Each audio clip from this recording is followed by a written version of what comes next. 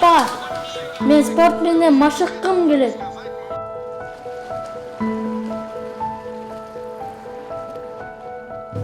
Саламатсызбы? Мен баламды сиздердин мектепке жаздырайын дедим эле. Бизде сиздин балаңыздай балдар машыккысы келет. Менин балам сиздерде абдан машыккысы келет. Балаңызга атайы акы үчүн орун табылат.